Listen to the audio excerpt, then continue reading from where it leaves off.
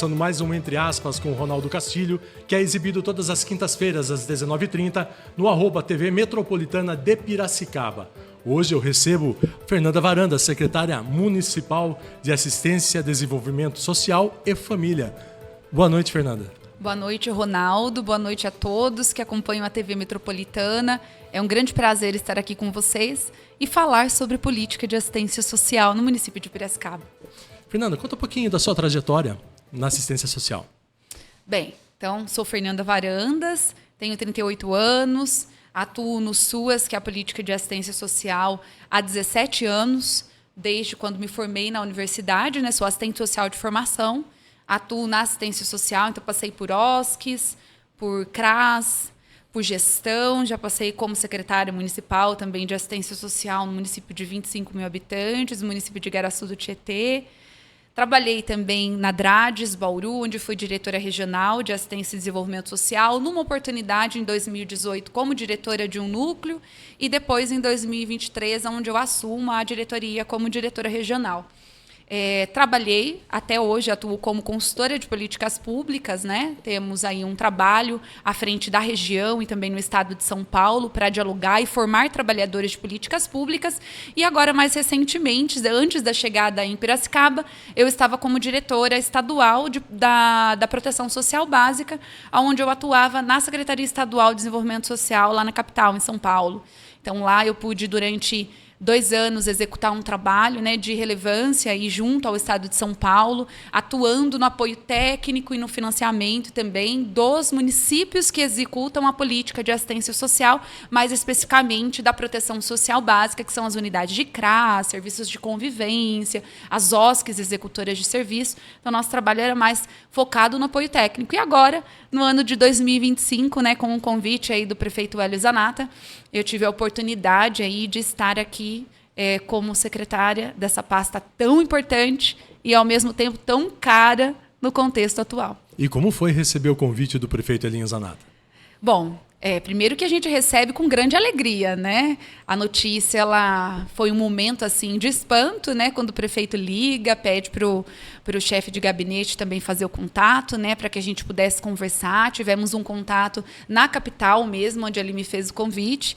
Então, foi um momento desafiador, porque estava no estado, né? Voltar para o município, mas um município como Piracicaba, com um imenso desafio, com uma população de quase 500 mil habitantes, né? Com complexidades diferentes, o que nos coloca aí uma possibilidade de sair da zona de conforto, né? De voltar para o município e ter contato direto com as demandas da população. Então, fiquei muito feliz com o convite do prefeito e, ao mesmo tempo, também, né, retomando aí a lógica do trabalho direto, né, com o município e com os usuários da política de assistência social. Foi um grande prazer. E como foi pegar a secretaria da gestão Luciano Almeida? O que você encontrou? Quais são as dificuldades que você encontrou já no dia 1º de janeiro deste ano? Bem, 1º de janeiro, né, foi o primeiro dia que nós atuamos, chegamos na secretaria. Acho que a gente precisa dizer aí que fomos muito bem recebidos pelos trabalhadores que lá estavam, né, da gestão, porque nós atuamos num espaço onde é a equipe de gestão que atua. Então, nós somos muito bem acolhidos por essa equipe. Nós já chegamos com uma pauta de reunião para tentar entender o cenário da Secretaria Municipal de Assistência Social, né? É uma secretaria grande, que compreende aí uma média de 700 trabalhadores da política de assistência social ou do Sistema Único da Assistência Social, que hoje é executado por trabalhadores da rede direta, que são as unidades e equipamentos públicos, CRAS, CREAS e Centros POPs, e também os trabalhadores das organizações da sociedade civil que executam serviços para o poder público. Então, são uma média de 700 trabalhadores, né, com imensos desafios aí.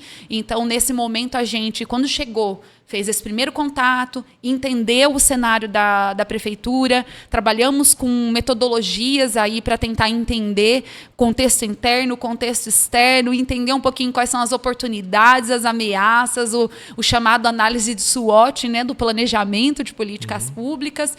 E aí, a partir disso, nós pudemos entender, né, de primeira mão aí um pouco dos processos que nós tínhamos como prioridades de serem desenvolvidas durante este ano de 2025, porque são muitas demandas, mas a gente precisa trabalhar com prioridades, né? O prefeito Hélio tem pedido isso para toda a equipe de gestão, que trabalhe com metas, mas também com prioridades dentro de um cenário que é complexo e que traz para a gente possibilidades de melhorias, né, da política de assistência social no município de Piracicaba. Quais são os principais programas sociais em andamento pela Secretaria e como a população pode acessá-los? Bem, a gente sempre diz que para facilitar, porque a gente tem que facilitar, desburocratizar para a população acessar, né? As portas de entrada da política de assistência social no município de Piracicaba, assim, em âmbito nacional, são as unidades de CRAS e CREAS, né? Para os técnicos, trabalhadores... Só para a população entender, o que é CRAS e o que é CREAS? Então, CRAS, Centro de Referência da Assistência Social, e CREAS, Centro de Referência Especializado da Assistência Social. O CRAS, ele atua a prevenção de vulnerabilidades, né? Então, ele vai atuar na perspectiva da prevenção, no fortalecimento de vínculos, no território, junto à família, no acompanhamento familiar, para que a gente não tenha situações de violação de direitos. Já o CREAS é quando a gente tem uma situação, trabalho infantil, pessoas vítimas de violência, pessoas em situação de rua, negligência, idosos em situação de isolamento. Então, situações que o CREAS também atua. Então, se a população ela entende que precisa da política pública, a referência dela é a unidade de CRAS ou a unidade de CREAS. Em Piracicaba, nós temos 6 unidades de CRAS e 3 unidades de CREAS dispersadas aí pelos territórios, e esses territórios são divididos. A população ela só chegar na unidade que ela será acolhida, atendida e encaminhada para os serviços que, a partir das suas demandas, forem apresentados. E sobre os programas sociais? Os programas sociais são diversos. A gente atua com serviços, programas e projetos na assistência social. Aqui em Piracicaba, né, assim como nacionalmente, nós temos a Resolução 109, que orienta a nossa atuação. Então, a Resolução 109, ela divide esses serviços. Vamos começar por serviços, né? Ela divide os serviços em proteção básica, como eu disse, e proteção especial. Na básica, aqui executados por Piracicaba, são os PAIFs, que é o Serviço de Proteção e Atendimento Integral à Família, executados pelos CRAS. Nós temos serviços de convivência e fortalecimento de vínculos nos diversos ciclos de vida, de criança, adolescente, primeira infância, pessoas idosas, adultos. Então, atendem nessa perspectiva de fortalecimento de vínculos, de acompanhamentos familiares, e o serviço no domicílio, que é para aquelas pessoas que têm a dificuldade de acessar o serviço. Ele é para pessoa com deficiência e para pessoas idosas com a dificuldade de acesso, seja por barreiras atitudinais ou seja por questões da própria deficiência física que impedem o acesso ao serviço público. Então, nós temos serviços que cheguem até essa população. E na proteção especial, nós temos a referência que é o CREAS, que executa PAEF, que é o Serviço de Proteção e Atendimento Especializado a Famílias e Indivíduos. Como eu disse anteriormente, pessoas que estão em situação de violação de direitos. Então, mulher que sofre violência, a criança que sofre uma violência, seja ela nas mais diversas modalidades, problemas que a gente tem de família que incorrem às violências e às violações de direitos, idosos que estejam em situação de isolamento, pessoas que, porventura, estejam em situação de trabalho, de situação de rua, trabalho escravo, análogo à escravidão. São todas situações que incorrem no contexto cotidiano e que são atendidos pelo CREAS. E aí, abaixo do CREAS, olha como é complexo, né, Ronaldo? Mas abaixo do CREAS, nós temos os serviços executados pelas organizações de sociedade civil. Então, nós temos serviço também de média complexidade para pessoas com deficiências e pessoas idosas dentro de centros-dias. Então, a gente tem também centros-dias espalhados no território de Piracicaba, dentro e fora de centro-dia. A gente tem o serviço do Centro Pop, que a gente conhece, né, que é para a população em situação de rua. Então, esses são referências para a população em situação de rua. A gente tem o CEAS, que é o Serviço de Abordagem Social, que é a equipe que aborda a população, não só que está em situação de rua, mas que estejam perambulando nas ruas em áreas de risco, de vulnerabilidade, às vezes em situação de prostituição infantil, às vezes em situação de trabalho infantil, então de crianças até pessoas pessoas idosas que estejam nas ruas. E também os acolhimentos institucionais. Nós temos todos esses serviços aqui em Piracicaba. Então, desde criança, que eram os antigos chamados de orfanatos, abrigos, na modalidade abrigo, casalar. Nós temos também residências inclusivas para pessoas com deficiência. Nós temos os NAS, que são para atendimento de pessoas com deficiência também. E, enfim, né? E a casa de passagem, que é para pessoas também em situação de rua, serviço da alta complexidade, que é o acolhimento também para essas pessoas. Então, serviços são todos esses garantidos nacionalmente na tipificação. Não é um serviço apenas que nós temos em Piracicaba, de cada um desses são vários e espalhados pelo território conforme as demandas apresentadas, né? De programas, são vários aqui que nós temos implantados. Nós temos desde programas estaduais, por exemplo, para pessoas que são vítimas de violência, agora lançados recentemente pelo governo Tarcísio, que é o programa Auxílio Aluguel para Mulheres e Vítimas de Violência. Piracicaba foi uma dos municípios que aderiu ao programa, que tinha capacidade para receber, até porque tem um alto índice de mulheres que são vítimas de violência, então está nesse processo de recebimento de recursos para a inserção dessas mulheres ao programa, né? Nós estamos nessa fase de adesão, de capacitação e organização das equipes. Temos programas municipais também, Frente de Trabalho é um programa municipal que foi instituído há alguns anos no município de Piracicaba e que faz toda a diferença para a população que precisa de renda para sobreviver, que está inserida em algum serviço e precisa do acesso desse programa, recebe um salário mínimo, tem os seus benefícios garantidos, presta serviço para as políticas públicas municipais, e tudo isso dentro da perspectiva da garantia de direitos, né? E outros serviços, programas e projetos que são instituídos no município também, que porventura venham garantir algumas demandas que os serviços não conseguem. Então, os projetos eles trazem essa perspectiva de mais curto prazo, né?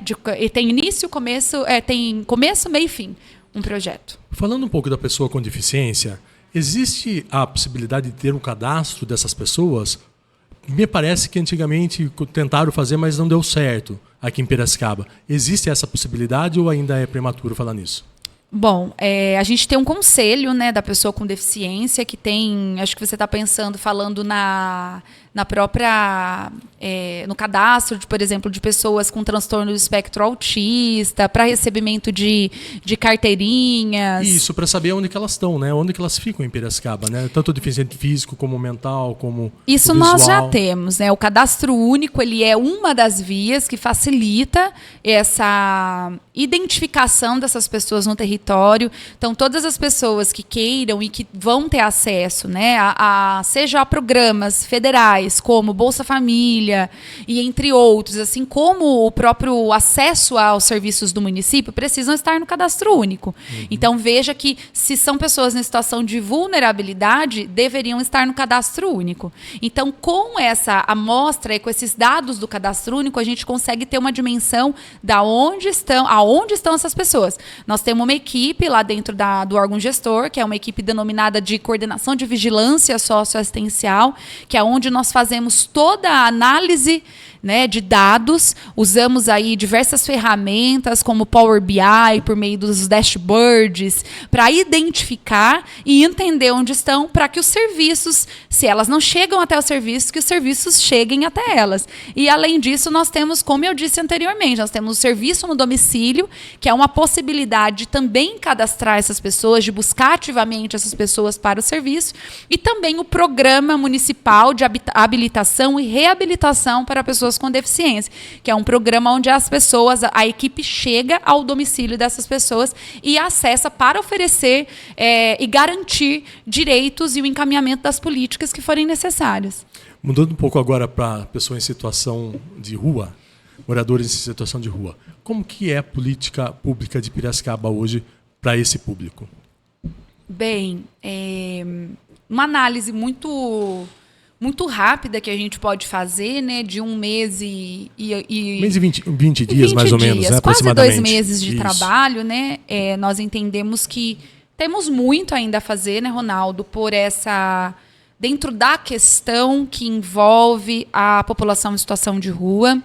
a gente precisa lembrar, né, que são pessoas que também chegaram nessa condição por N situações, né, que, por ausências, inclusive, de políticas, seja em âmbito nacional, seja em âmbito estadual, e seja em âmbito também municipal, que prevenisse, mas que também retirasse essas pessoas dessa condição, né? Então, quando a gente faz essa análise, muito tecnicamente dizendo, né, a gente sente que há uma ausência assim, gigantesca da articulação das políticas públicas para a resolução desse problema, que é um problema de todos. Não é um problema de uma área só, de uma pessoa só, né? Então, a gente precisa, né, assumir essa responsabilidade por meio de políticas públicas, porque eu penso que é através das políticas públicas que a gente vai resolver, como nós estávamos falando anteriormente. Não é um trabalho rápido, não é um trabalho de 1 mês, de 2 meses, mas é a longo prazo, porque a gente precisa plantar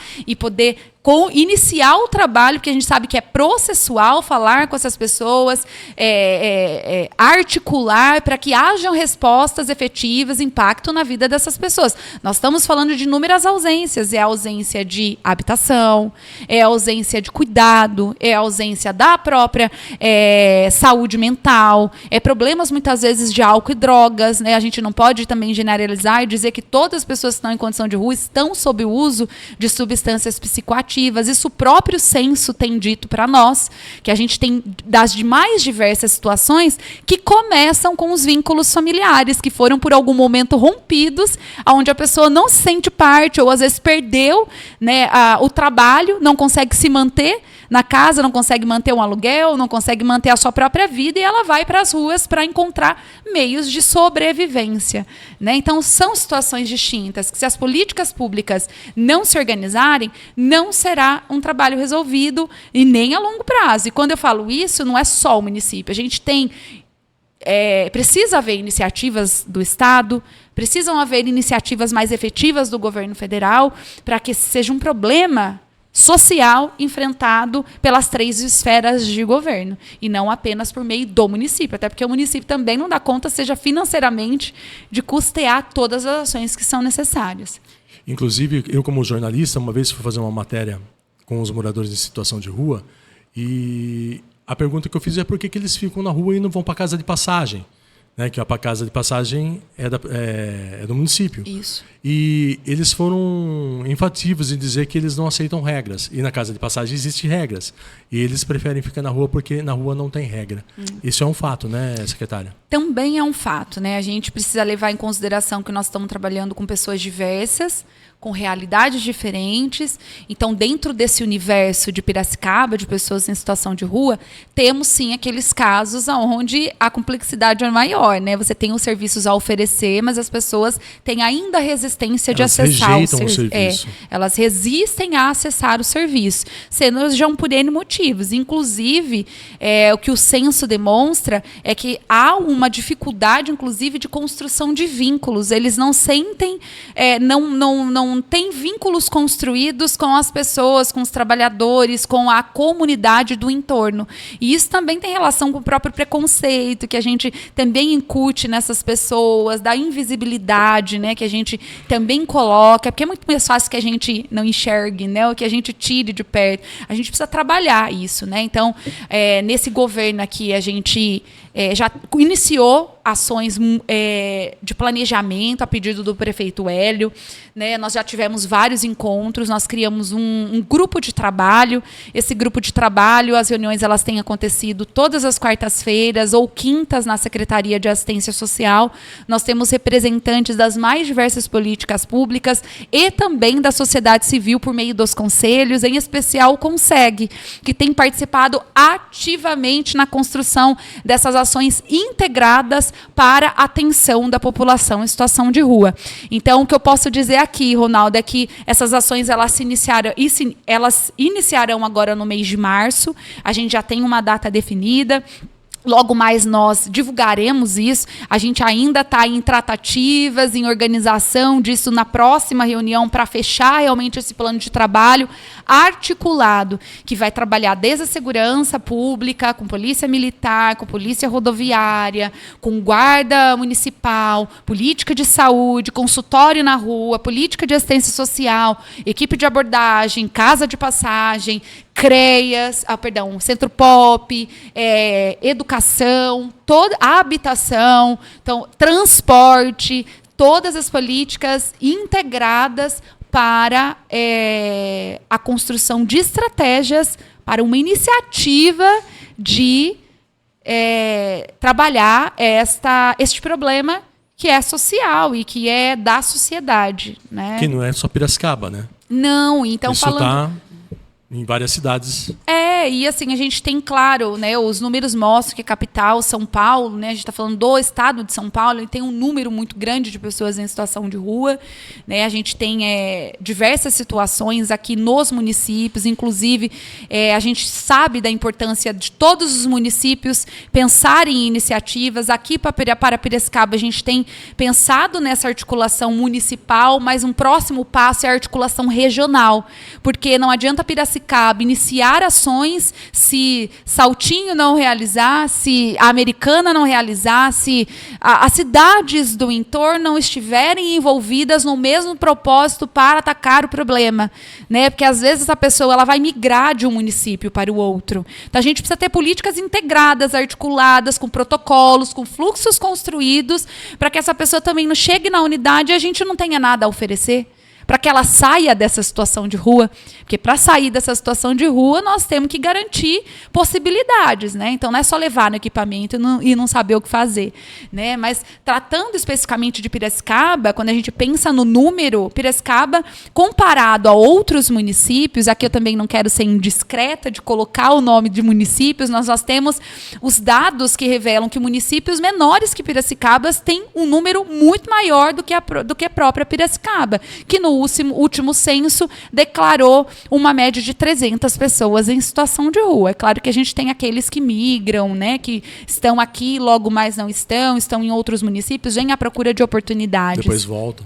E depois voltam, ou não voltam. Exatamente. Então, temos um problema, mas se a gente comparar o estado de São Paulo e a municípios com o porte de Piracicaba, a gente tem muito potencial para atacar esse problema de forma efetiva.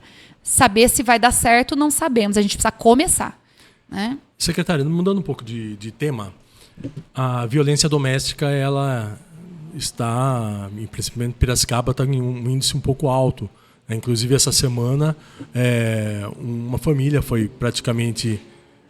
O marido atirou na esposa, depois atirou na filha e se matou.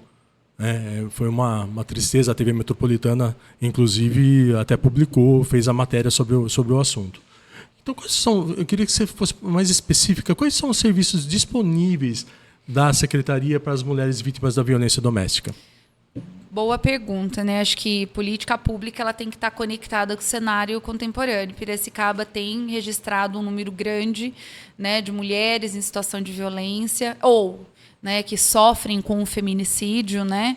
E, inclusive, foi pauta da nossa última reunião com a juíza, a doutora Gisela, que veio até nós, né, para a discussão.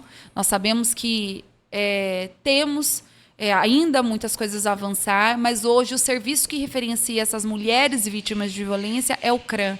O CRAM é o Centro de Referência a Mulheres Vítimas de Violência, né? O CRAM ele tem uma equipe especializada para atuação com essa mulher, desde a garantia da medida protetiva, desde a garantia dela ter, às vezes não pode retornar para casa e ela ir para um espaço até que ela seja, para que ela seja acolhida, colocada sobre segurança e que depois os direitos dessa mulher sejam reservados, até porque quando a gente fala de violência, a gente sabe que é um ciclo que nem sempre ele é rompido do dia para a noite.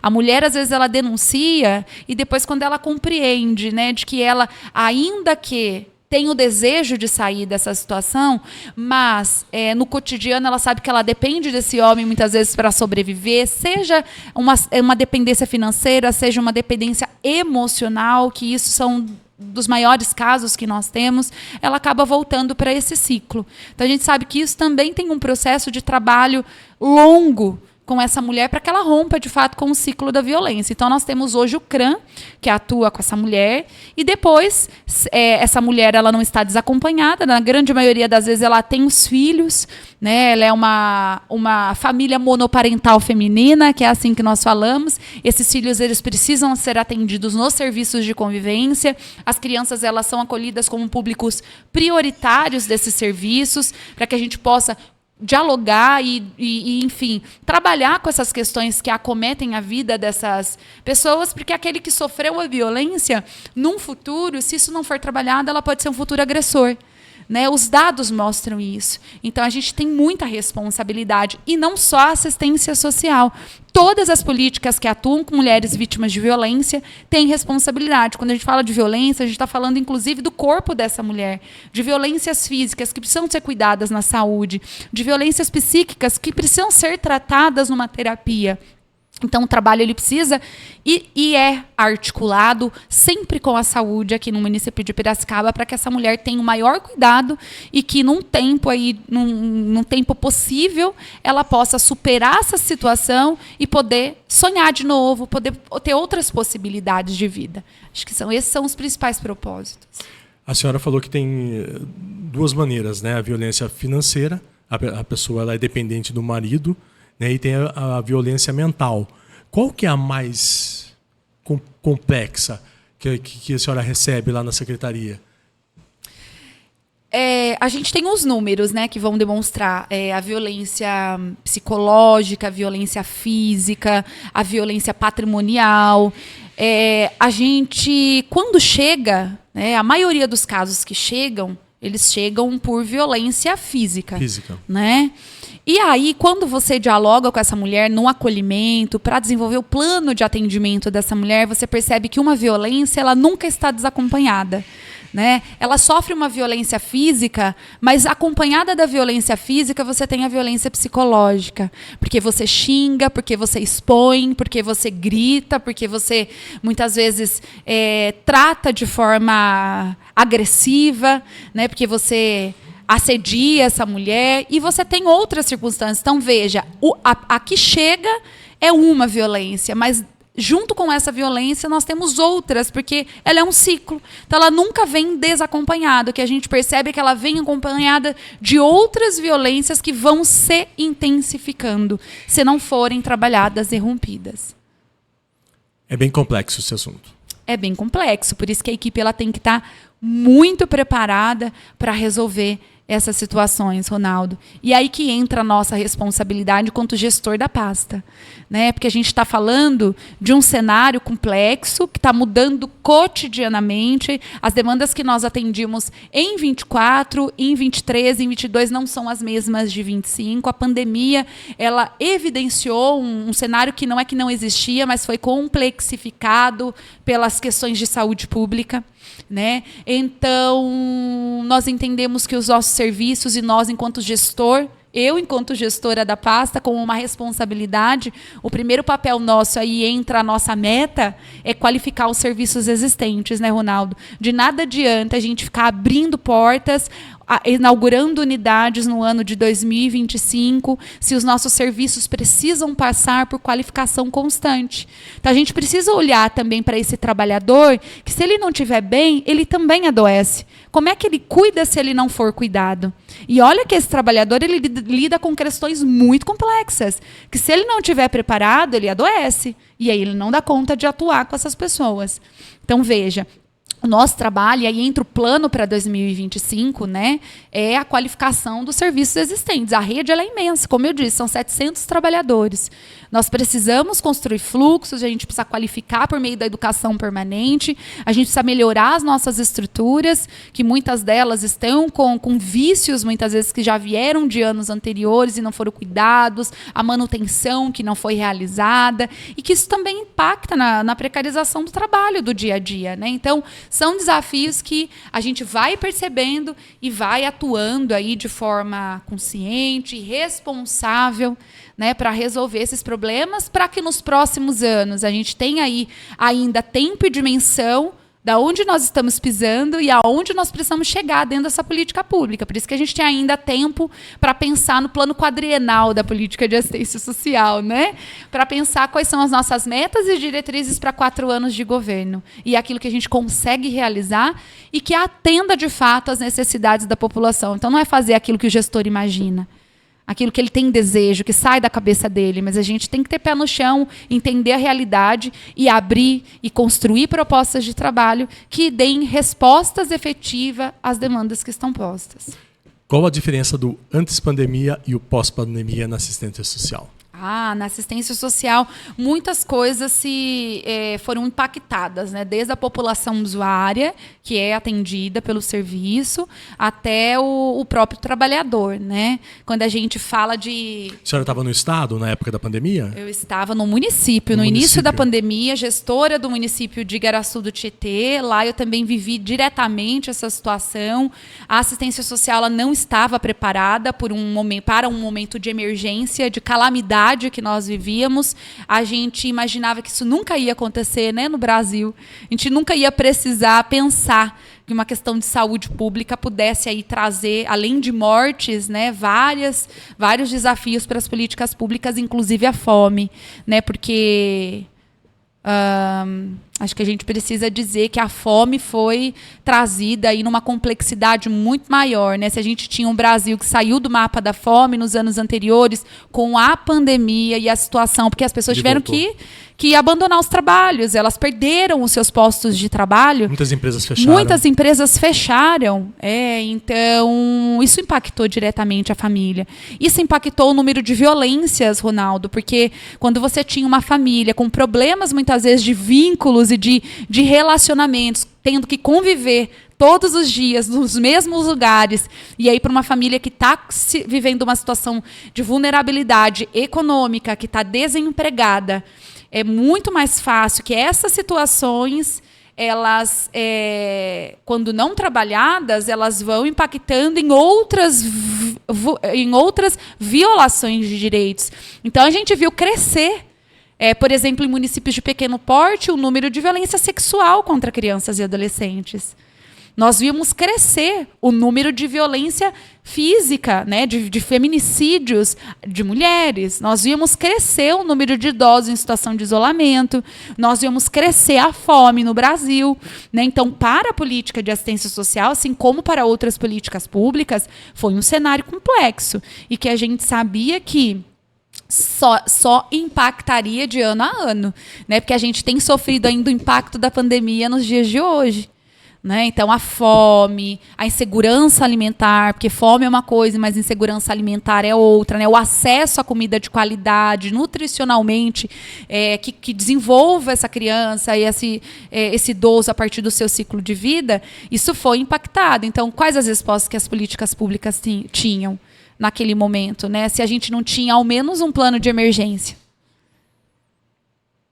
Entende? É uma situação complexa também. É uma situação complexa e também impactou o próprio trabalhador, né? Que teve de trabalhar da sua casa, que teve do home office. Do home office, a saúde mental, são questões de adaptação de metodologias de trabalho no online. Ninguém acostumava a usar o Skype, ninguém tinha costume de usar o Google Meet, ninguém tinha costume de usar o Teams, o Zoom. E a gente teve que aprender. Então, isso impactou diretamente esse trabalhador que, quando retorna para o trabalho presencial, traz consigo demandas extremamente complexas. E a convivência, né? Ele ficava o tempo todo com a família. E aí você pergunta... Ali, só que trabalhando, né? Então... E tudo isso está ali, no cotidiano da política pública. É isso que o gestor ele tem que lidar no cotidiano. Por isso que liderança aí é fundamental para que a gente possa trabalhar novamente o engajamento desse trabalhador, cuidar da saúde mental, proporcionar momentos em que eles possam se encontrar, criar vínculos novamente, né? E retornar essa convivência saudável que é necessário no ambiente de trabalho. Secretária, políticas públicas para as crianças e adolescentes, como andam em Piracicaba? Bem, nós temos diversos serviços, né, para crianças e adolescentes. Ainda não é o ideal que nós precisamos. Nós sabemos disso, os dados eles mostram. Se a gente quer uma sociedade cuidada, nós precisamos investir na primeira infância. E eu estou falando de 0 a 6 anos, que são os primeiros anos de vida em que as políticas saúde, educação, assistência social têm grande responsabilidade. Né? Uma sociedade cuidada é uma sociedade que investe, né? Não é que gasta, mas que investe na primeira infância. Então, nós sabemos que existem inúmeros desafios. O prefeito Hélio também tem reconhecimento disso, tem pedido a nós secretários o cuidado com a primeira infância. Nós temos serviços que são direcionados para a primeira infância, Criança Feliz, o próprio serviço de convivência, os serviços de acolhimento, mesmo quando essa família não tem condições de cuidar, precisa ser, né, colocada num acolhimento institucional para que os vínculos familiares possam ser trabalhados e essa criança retorne à sua família de origem. Então, existem serviços, mas uma perspectiva que a gente ainda precisa fortalecer. Precisa, porque se a gente fortalece esse cuidado com a criança, nós estamos pensando numa sociedade, né, futura que tenha mais condições dignas de vida. Vamos para o outro fluxo agora, e os idosos? Também. Mesma perspectiva. Nós temos um número grande de pessoas idosas no município de Piracicaba. Nós temos manchas. E quando eu digo manchas, quando a gente faz a análise lá do mapa da cidade, né, a equipe da vigilância nos apresenta essas partes mais escuras da cidade de Piracicaba, né, com bairros específicos, Mário Dedini, Novo Horizonte, Sônia, são territórios de Piracicaba que tem um número grande e, assim, bastante evidente quando a gente fala de envelhecimento populacional. A própria pirâmide nacional já vai trazendo, né, essa mudança etária e dizendo que as políticas públicas precisam se preparar. Então, a gente tem feito, sim, Ronaldo, esse movimento de fazer o estudo do território, porque qual que é a proposta? É que a gente, de fato, repense esses serviços para os próximos anos. Né? Esse ano, a gente precisa trabalhar com o existente. Não dá para dizer não tem mais serviço, não atende a população não tem culpa disso. Né? A gente precisa continuar atendendo, mas gradativamente e atuando na reorganização dessas ofertas a partir dos territórios que mais apresentam públicos específicos. E lembrar que muita gente que está ali também não acessa. Hoje a gente tem a Estação do Idoso, que é um espaço extremamente relevante do município de Piracicaba, é um dos serviços diferenciados do estado de São Paulo, é uma possibilidade de um serviço híbrido na proteção social básica, algo extremamente inovador para a Secretaria Estadual de Desenvolvimento Social. Eu já tive a possibilidade de levar isso para a secretária Andresa, para a diretora da Proteção Social Básica, né, para que a gente tenha como referência, né, a Estação do Idoso, porque é um serviço híbrido, que tem serviço da assistência social, da saúde, do esporte, da cultura, para atendimento da população idosa. Lazer. Então, é lá que essa pessoa, que a população idosa se encontra, é lá que vínculos são fortalecidos, é lá que a gente previne o isolamento, previne situações de violência. Só que a estação ela não dá conta sozinha. A gente precisa de outros serviços da proteção social básica que atuem na prevenção. Porque a gente está falando de idosos que precisam de atuar na perspectiva da prevenção, para que a gente evite o acolhimento institucional, para que a gente evite os atendimentos dentro dos centros-dias, que estão superlotados e que poderiam ter sido evitados se a proteção social básica ela fosse fortalecida. Hoje a gente tem um orçamento muito mais investido, se assim eu posso dizer, na proteção especial, que é onde, no ditado popular, o leite já derramou. A situação já ocorreu.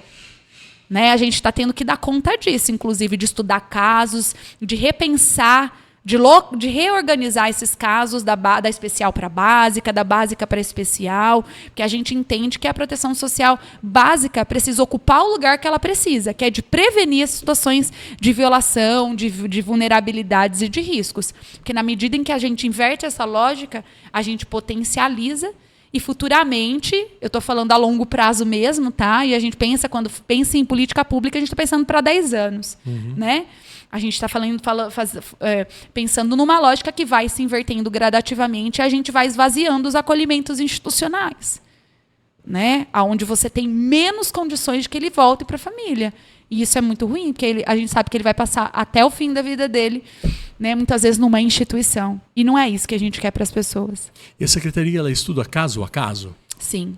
Nós temos as unidades, a estrutura, né, da secretaria. Nós temos o órgão gestor, que está lá na Monsenhor, do lado dos Correios. Lá, quem fica lá são os trabalhadores, coordenadores, diretores, que fazem gestão dessa política pública. Nós temos áreas e divisões que respondem por essa gestão, que organizam a proteção básica, especial, a gestão de parcerias com as OSCs, que temos mais de 40 prestadores de serviços, né, que organizam aí a gestão da política, que pensam na normatização, que olham para o território, né? Então, tudo isso está lá dentro do órgão gestor. E depois nós temos as unidades, né, dentro dos territórios.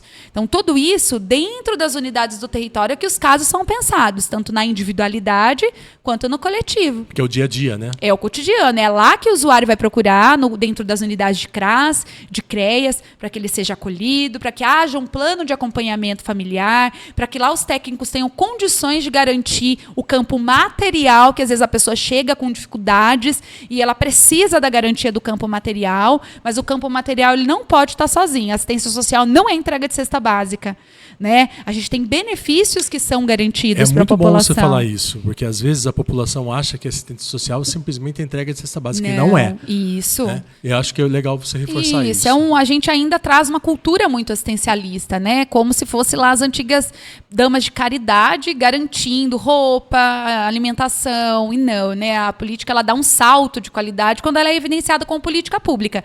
Entregar cesta, entregar roupa, qualquer um faz, e qualquer um pode fazer. Né, como solidariedade, como ajuda, como filantropia. Nós não podemos fazer filantropia. A gente faz política pública que é direito do cidadão. Né? Então, nessa perspectiva, é atuar no campo material, mas também no campo relacional. Porque, às vezes, o problema não está só na ausência de alimentação, não está só na ausência, por exemplo, de um auxílio para essa pessoa sair da condição de violência, mas está, muitas vezes, num vínculo familiar que está fragilizado, quase rompido. Porque a gente entende na assistência social, nós temos duas diretrizes, matricialidade e território. Quando esse vínculo ele não está fortalecido e ele está em situação de vulnerabilidade, a quem que ele recorre? Né? Quando você está com uma situação na sua família em que você não tem apoio na comunidade, você está sozinho, você veio de um outro município, ninguém te apoia, a tendência de você ter outras situações de violação e chegar de vulnerabilidade, chegar numa violação de direito, ela é muito maior. Por isso que o papel da assistência é fortalecer território, fortalecer vínculos familiares, porque a gente entende que a família é essa garantia, né, para que ele supere as condições que ele vai viver, seja de calamidade, de emergências, ou até mesmo uma situação familiar de rompimento de laços do pai e da mãe. Né? Então, veja, são questões complexas que a gente precisa entender caso a caso, mas não podemos atender também só caso a caso. A gente olha para o coletivo. Que a gente entende que quando essa família, esse território é atendido no coletivo, ele se potencializa. Ele vê que ele não está sozinho. Opa, a mulher não sofre violência. Ela não está sozinha no mundo. Não sou só eu que sofro violência. Veja, eu posso compartilhar as minhas ideias e dizer que como é que eu superei. E aí elas vão trocando experiências e vão se potencializando, encontrando a superação das suas dificuldades a partir desse coletivo que vai se formando nos grupos, nas ações, nas oficinas, por meio das unidades dos CRAS, dos CREAS, das OSCs que executam serviços, do Centro Pop. E assim vai. Com a criação da Secretaria de Cidadania e Parcerias, agora no governo Hélio Zanata, alivia um pouquinho a Secretaria de Assistência Social ou não? Porque, pelo que eu entendi, a Secretaria de Cidadanias ela vai trabalhar junto, mas as entidades também, tipo Passo a Passo, a PAI, Espaço Pipa. Então, alivia um pouquinho mais o trabalho ou não? Vai ser uma parceria entre as duas secretarias? Isso, acho que a gente compartilha atribuições. Algumas delas, sim, serão assumidas, né, pela secretaria, pelo secretário que assumiu agora, junto com a sua equipe. Está sendo estudado junto ao prefeito e à equipe de gestão lá quais seriam as possibilidades, né, de coisas que hoje estão relacionadas a várias secretarias, que essa secretaria, que é uma secretaria meio, poderia assumir para articular com outras. Por exemplo, conselhos de políticas públicas, por exemplo, COMAD, Conselho Municipal Álcool e Drogas.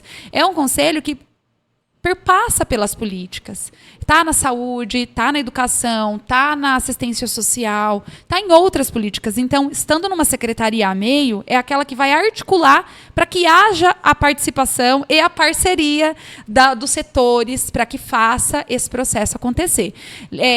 Centros comunitários. Né? Os centros comunitários também têm uma perspectiva de estar indo para essa secretaria de parcerias, que já tem também se organizado, junto com a nossa, que iniciou todo um trabalho, né, de organização. Nós tínhamos reuniões marcadas aí com o pessoal, as lideranças comunitárias, para retomar esse trabalho dos centros comunitários, dos problemas que a gente sabe que existem no município. Então, nós estamos fazendo juntos, apoiando. Eles chegaram agora, a gente já tem uma expertise, porque começou essa construção, e aí a gente está nesse processo, né, de transição, de reorganizar, de apoiá-los no que for necessário, né, para que a gente faça um trabalho. O orçamento participativo também passa por essa pasta. Isso, exatamente. Então, o secretário ele tem desafios, mas ele tem desejos aí de trabalhar com as audiências públicas, com orçamento participativo, e é por meio dos conselhos, né, da sociedade civil, do poder público organizado, para pensar em soluções para a sociedade, provocar as políticas públicas para que eles funcionem, porque esse é o papel de um conselho. Seja ele com poder de decisão, ou seja ele com poder de ser consultado, ser consultivo ou deliberativo. A Secretaria de Assistência Social tem o intuito de trabalhar junto com a Secretaria Municipal de Trabalho e Renda para a geração de emprego para as pessoas com vulnerabilidade? Nós temos já iniciado essa discussão, né, com o secretário novo. Ontem, inclusive, ontem nós recebemos o gerente da pasta para pensarmos em alternativas. Temos várias ideias, né? Eu penso que as secretarias juntas se potencializam, porque a gente entende também que as situações que essas famílias vivem não serão superadas sem trabalho, sem renda. E esse é um trabalho contínuo, seja de capacitação dessas pessoas, seja de inserção no mercado de trabalho. Então, esse é um trabalho que tem começado, né, e a gente tem percebido muito desejo e intento desse secretário, do seu gerente, em poder parcerizar e também nos ouvir a partir das demandas que a gente deve apresentar e tem apresentado no dia de ontem, que foi a primeira reunião. O que a população de Piracicaba pode esperar da Fernanda Varandas, secretária municipal de Assistência Social, Desenvolvimento Social e Família? Olha que pergunta, hein? Audaciosa, mas legal pensar sobre isso, né? Acho que quando a gente vem para esse espaço, a gente, Ronaldo, assume uma responsabilidade, né? E ao mesmo tempo um compromisso. A gente se torna vitrine para muita coisa, né? Mas a gente tem que dizer aí que com todo o compromisso e que o Elinho nos solicitou, é esse compromisso que eu quero entregar para a população, né? O SUAS, a assistência social, não é uma passagem para mim, né? A assistência social é uma militância para mim, desde sempre foi. Eu atuo na assistência social desde quando me formei, né? Eu não vejo a Fernanda em outro lugar. Tanto é que a gente já foi para outros lugares e acaba voltando para o município numa perspectiva de produção, de entregar e de deixar legados, né? Então, acho que o maior compromisso aqui com a população e com os trabalhadores é de deixar legados. A proposta aqui desse governo não é construir política de governo, é construir política de Estado. E é aí que está o grande desafio, né? Porque política de Estado ela é duradoura, ela é contínua, sistemática, e não num período de governo apenas, né? Então, aí que está a grande responsabilidade. E eu espero, né, responder às expectativas e às demandas que a população trouxer. A gente está de portas abertas para isso. Secretária, esse programa ele chama entre aspas, porque no final eu peço uma citação de alguma personalidade que marcou a sua trajetória, a sua vida. Qual é essa citação? Eu pensei, fiquei com duas aqui desde o princípio, falei, vou ver qual é que encaixa, né? Mas eu vou usar o Saramago, José Saramago, no seu livro Ensaio sobre Cegueira, sobre a cegueira.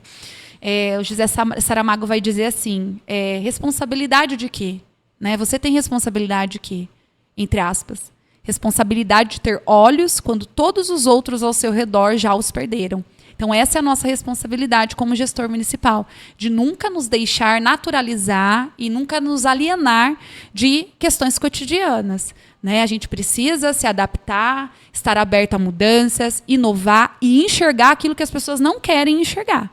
Né? Porque essa é a nossa responsabilidade. Para deixar legado, a gente precisa enxergar. E aí essa é a nossa missão aí, é a missão com certeza, né, do prefeito Hélio, e a gente espera aí com muito compromisso e responsabilidade pública, né, responder a tudo isso, de ser responsável, de ter olhos quando todos aqueles ao nossos redores já não enxergam mais. Secretária, suas considerações finais. Agradecer. Apenas agradecer pela oportunidade. Ronaldo, é a primeira vez que a gente está tendo a oportunidade de vir aqui num espaço como esse, público de acesso à população, para dizer, não é quem a Fernanda é, mas o que é assistência social. E aqui viemos, não Fernanda, mas enquanto secretária municipal de uma pasta tão importante, que é a assistência social, que compõe o tripé da Previdência, né, da Seguridade Social, junto com a Previdência e com a Saúde. Então, agradecer a oportunidade como um primeiro espaço, né, a gente agradece imensamente por podermos falar sobre aquilo que a gente gosta e qual é o legado que a gente pretende aí deixar para a população e para a assistência social de Piracicaba. Muito obrigada pela oportunidade. Nós da TV Metropolitana que agradecemos a sua participação no Entre Aspas. Obrigada. E Entre Aspas,